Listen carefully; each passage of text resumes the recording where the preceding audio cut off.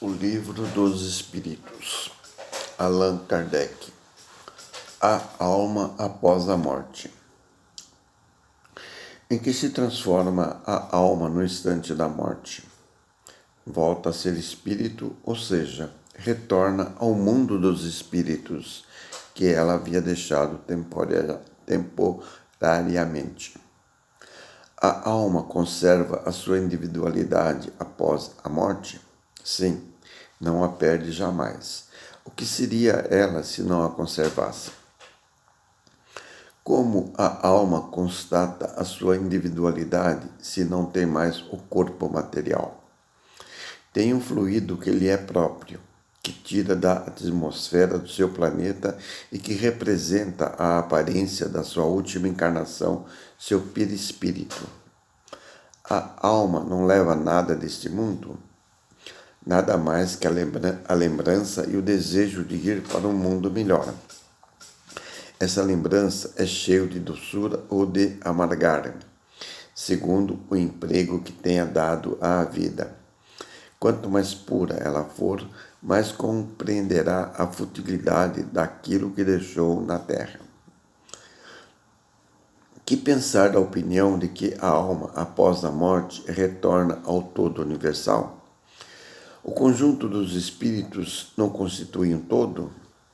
Quando estás numa assembleia, fazes parte integrante da mesma, e não obstante, conservas a tua individualidade. Que provas podemos ter da individualidade da alma após a morte? Não tendes esta prova pelas comunicações que obtendes? Se não estiverdes cegos, vereis. Se não estiverdes surdos, ouvireis.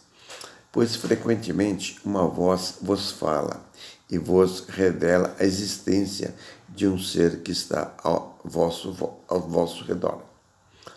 O que pensam que a alma com a morte volta ao todo universal estarão errados. Se por isso entendem que ela perde a sua individualidade como uma gota d'água que caísse no oceano. Estarão certos, entretanto, se entenderem pelo todo universal o conjunto dos seres incorpóreos de cada alma ou espírito é um elemento. Se as almas se confundissem no todo, não teriam senão as qualidades do conjunto, e nada se distinguiria entre si. Não teriam inteligência nem qualidades próprias. Entretanto, em todas as comunicações, elas revelam a consciência do eu e uma vontade distinta. A diversidade infinita que apresentam sobre todos os aspectos é a consequência da sua individualização. Se não houvesse, após a morte, senão o que se chama o grande todo, absorvendo todas as individualidades, esse todo seria homogêneo. E então, as comunicações recebidas do mundo invisível seriam todas idênticas.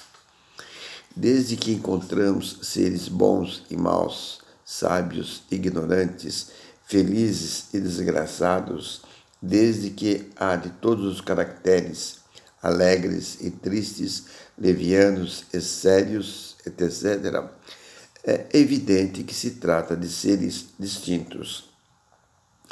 A individualização ainda se evidencia quando esses seres provam a sua identidade através de sinais incontestáveis, de detalhes pessoais relativos à vida terrena e que podem ser constatados. Ela não pode ser posta em dúvida quando eles se manifestam por meio das aparições. A individualidade da alma foi teoricamente ensinada como um artigo de fé, mas o Espiritismo a torna patente e, de certa maneira, material. Em que sentido se deve entender a vida eterna? É a vida do espírito que é eterna. A do corpo é transitória, passageira. Quando o corpo morre, a alma retorna à vida eterna. Não seria mais exato chamar a vida eterna a dos espíritos puros que, tendo atingido o grau de perfeição, não têm mais provas a sofrer? Essa é a felicidade eterna. Mas tudo isso é uma questão de palavras. Chamai as coisas como quiserdes, desde que vos entendais. Tradução J. Herculano Pires, livro 52.